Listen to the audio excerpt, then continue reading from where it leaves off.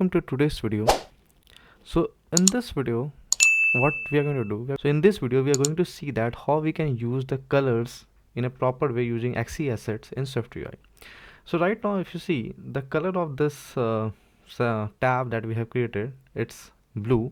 So I want to give it a orange color, which is going to be the theme of this app. Okay, so first thing what you need to do is that the way we have this assets.xe assets, one way is that we can add the colors here. So I'm not going to add it here. Instead what we can do, we can create a new XE asset that's here, this one, and here you can just write color. Okay, so it is going to create, see, the same way as we have a new assets.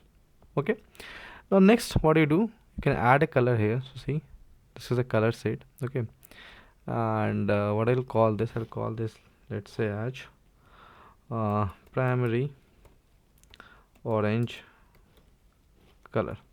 Okay, and let's set the color coding here. So the color coding for this, you can come here and then set it from here. So let's change it to 8-bit, and then we can put the value just 230, 149 and 73. Okay, so here is our orange color.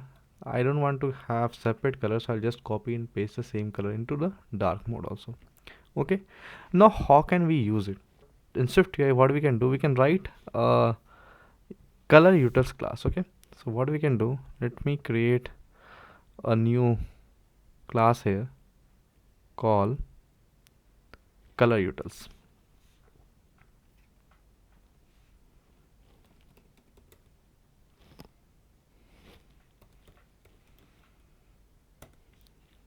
Okay, now here what we can write, first thing is that let's import SwiftUI, because we are going to use color, not UI color, and that comes from SwiftUI. Okay, and here we can write a extension of color, and here we can define a struct called custom color, and inside that we can have multiple values. For example, this one is our first thing, so this equals to color. So in SwiftUI view you can directly access this color using this. Okay, but what will happen that in multiple places you are going to write this primary underscore or orange underscore color if, and if you, let's say, misplace the name, it will create problem. So instead of doing that, this way gives you more proper way that you are going to do less mistake. And then here you can create a static property for our custom color. Okay,